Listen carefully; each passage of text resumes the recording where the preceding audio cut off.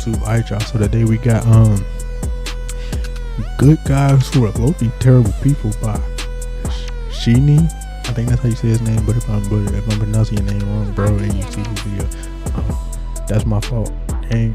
But yeah, we about to get into it. Y'all already know what y'all gotta do. I need y'all to hit that play button. Regarding what I just said, I need y'all to hit that like button, subscribe to my channel if you have not done so already, turn the post notification bell so you never miss an uploaded video, and yeah, let's get straight into it. I'm leaving all this in, by the way, I don't care. Today we're talking about good guys who are actually terrible people. Alright, bet. First up, we got Rigby. Now, I know that in the Yeah, for sure. My fault for pausing y'all, but yeah, for sure, bro. The amount of things that Rick, bro. Well, you can't even really say Mordecai is a good person either, because both of them have done each other dirty. But I feel like Rigby have done Mordecai way dirtier than Mordecai done Rigby. Although there are a lot of questionable things that Mordecai has done, but Rigby's worse. previous video, I said that Mordecai was a worse friend than Rigby. I mean, he bullied him, took advantage of him, and even killed him that once. But after doing some reevaluating, I've come to see that Rigby is way worse. Like, this nigga gets way too much slack for all this shit he's done. Take the episode Skip Strikes. In this episode, Rigby makes a deal with death, where he trades his friends' souls for a bowling. And to get their lives back, they had to win. Which is crazy, bro. Like, bro, I don't care how good or how cool a bowling ball looks. It's coming from me, somebody who I like the bowl, obviously. Well, there are some people that don't like the bowl, but I like the bowl a little bit here and there. But I mean, even for a basketball or a football, I'm not trading my homies, my brothers, or my bros. I'm not trading their souls for a ball that looks cool that I'm just gonna keep in my room. And frankly, so Mordecai was right for punching Rigby hard as he could in the arm, multiple times. A bowling match against literal God. Like, yeah, I don't know how Rigby was still allowed to. Yes. Basically, the gods of heaven, a wizard, and freaking death, bro. You bet our souls for a ball from death. Hang out with them after he pulled this shit. And you know what? Yeah, Let's go back to the time that Mordecai killed Rigby, because we were way too hard on Mordecai. So in the episode, Rigby stole Mordecai's crush, actively rage baited him, and was the one who pushed Mordecai first. And if that wasn't bad enough, but there are a few you can kind of make the argument that Rigby, you can make the argument and say that Rigby was just trying to show in his own weird way. You can say that Rigby was just trying to show Mordecai how easy it is to ask a girl out. And it's like, if she says no, she says no. Just keep it pushing, bro. And then when you think about it, I can't, and you obviously can't excuse a rage bait, him just rage baiting him throughout the day. The fact that Mordecai couldn't ask Margaret out, that was messed up. And then you can kind of somewhat justify Rigby when he pushed Mordecai, because there are a few people out there that'd be like, oh, Rigby, he didn't even really push Mordecai that hard. Like, he pushed Mordecai, but at the same time, Mordecai is like way strong, like a lot stronger than Rigby. So Mordecai was able to hold on, and Mordecai should have knew the fact that he was way stronger than Rigby, how much he beat Rigby up, and the fact that Rigby couldn't hold on. It's so much you can argue about with that, but hey. I always got to bring up how this man literally tried to kill Mordecai, almost got him killed, and faked the rejection letter. Yeah, now that part, the rejection letter, now that definitely would have made me crash out and beat the mess out of Rigby. Now, I 100% probably would not, more likely probably would not have been his friend no more. I literally got accepted into a college that we both wanted to go to, and the reason I'm not there, and the reason I'm not and the reason that I possibly don't have a great art career or a good career in general is because you were jealous that I got in and you didn't, and that's the reason why I'm stuck at this dead end job at the park.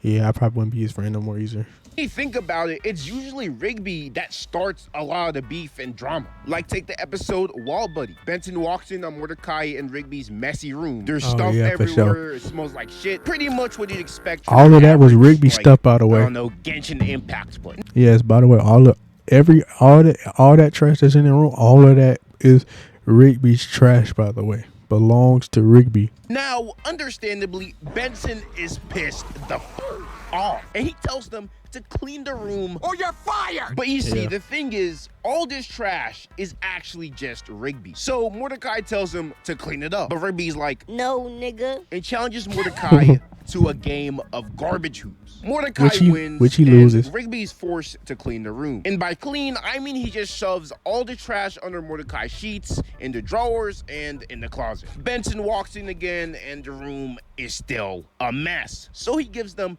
24 hours to clean the room.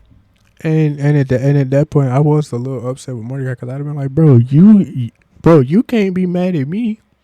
Bro, you cannot be mad at me for this mess. This is not my mess. This is Rigby's mess. So you better not even think about trying to fire me. You can't do that because I didn't make this mess. So if you're going to fire anybody, you need to try to fire Rigby, not me. This is his stuff and his mess. My fault. But yeah. And Rigby, being the lazy piece of he is, buys this thing called a wall buddy and moves all the trash to Mordecai's side. This would have made me so mad and would have literally made me crash out on Rigby. And I'm sorry for pausing so much, but yeah, this would have made me crash out on Rigby. And because it's a regular show, the wall buddy ends up turning into a whole thing that nearly gets them killed. All right, we're gonna sit down, y'all. Rigby's excuse for not cleaning the room was that Mordecai wasn't on his side against the Benson. What? Like, bro, all you had to do was just clean the room. It's not that deep. Exactly, bro. It's not bro. that deep. And I know that Rigby got a lot better towards the end, but this got way too much slack for all this shit. He showed, dude. Timmy Turner. This dude is the actual villain of Fairly Odd Parents. The amount of destruction this nigga has caused is just way too much. For sure. Like, let's just go over some of his dumbest wishes, shall we? So, he wished that everyone could only eat sweets, but everyone ends up becoming obese, which literally pulls the earth towards the sun. There was a time he wished for the world to be like a comic book, which turned everyone into a superhero, but this also created supervillains who end up taking over Doomsday. He segregated men and women, which almost caused a gender war. And then there's a time he wished that he was the only kid on earth just so he could hang out with Trixie. This dude's also just a straight up asshole. Like, when he became popular, he dissed his friends. When he became smart, he was just... Which is crazy, which no matter how much that man would have forgave, how much that man would apologize to me, especially if I was AJ, bro, I would have never been that man's friend again, bro. Ever. Obnoxious. And then there's the secret wish where he made everyone stop aging 50 years ago just so he could keep his fairy. That's actually just embarrassing on so many levels. Like, not only was this nigga unemployed a bum for 50 years, he was also fiending for the same girl for 50 years. Which is crazy. The Timmy's Secret Wish episode just really shows you how bad of a person he is. Like, one day he didn't want to go to school, so he wished that Dimsdale was on fire. And another day he wished for it to rain rabid dingoes just because he was bored. And if you still don't think that this man is the true villain of the show, look at when he wished he never existed. Literally everyone's life gets better. His parents are rich. Which is low-key crazy, isn't it? Everybody's lives was better without him, and that's crazy. His parents were rich without him. That's crazy. He's a Harvard professor. Francis is a football star, and his friends just thrive. Like, Timmy has so much power in his hands, and instead of wishing for something good or productive, he wastes it on the dumbest shit imaginable. Next, Princess Bubblegum, the loving, fair, and kind. Oh my God, bro! Don't get me started on how much Princess Bubblegum was annoying, low-key, sometimes. Well, not even sometimes, most of the time in the show. Ruler of the Candy Kingdom.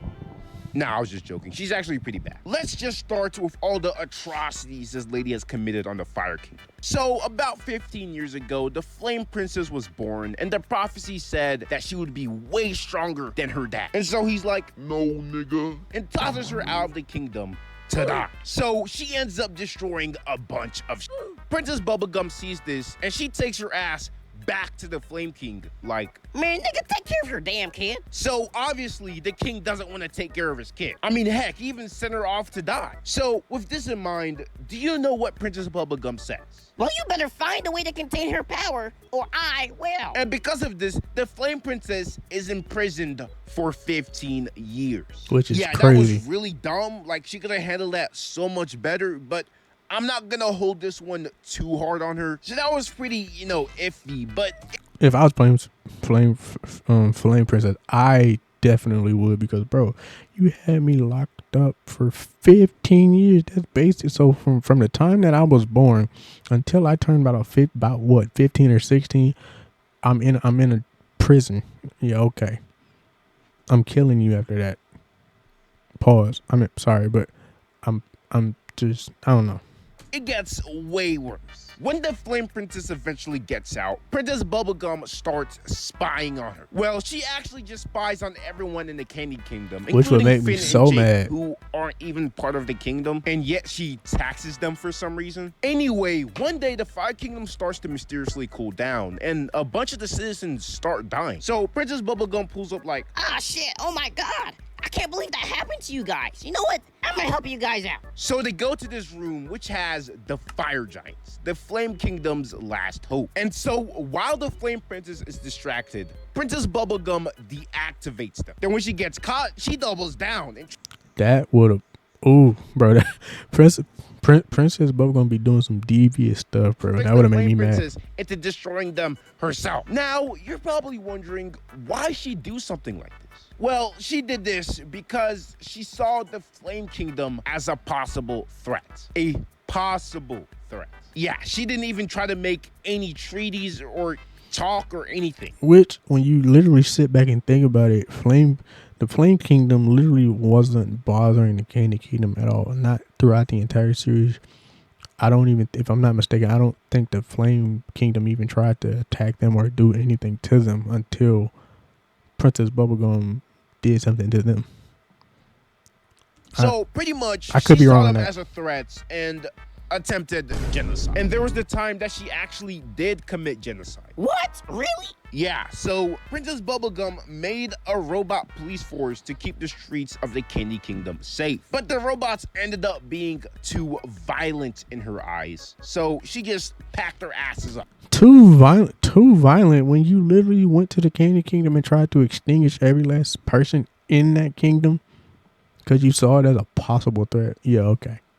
That's not genocide. They're robots. Yeah, no. One of these robots was able to break her command with willpower. Then he went on to be like a sentient being, bro. Like, these weren't just robots. And there's so much other stuff this lady has done. Like, she tried to colonize other planets, falsely imprisoned people, manipulated Finn, and created 2 sentient creatures just to trap them in an eternal standoff. And last, I gotta bring up Miss Frizzle. A lot of people think of her as this fun and kind teacher that just wants her kids to have memorable and fun field trips. But why does no one talk about her being a fucking psychopath that nearly gets the kids killed all the time? Then she's always forcing Arnold to go, which makes me wonder, like, do they even have permission slips? Like, Miss Frizzle is just a sketchy ass lady, bro. Anyway, thanks so much for watching. Yeah, subscribe, for sure. peace out. Alright, y'all. Come on, pause. Alright, y'all. Dope video about that boy, Sheeny or whatever, however you say his name. Today, we're talking about... Sorry, y'all. But yeah, dope video about that boy Sheeny. If you like the video, please leave a like. Comment down below, trying to see me react to next, and your thoughts and opinions, and subscribe to my channel if you have not done so already, and turn on the post notification bell. And I'm gonna catch you on the next one. Alright, y'all. It's your boy RJ, and I'm out. Deuces.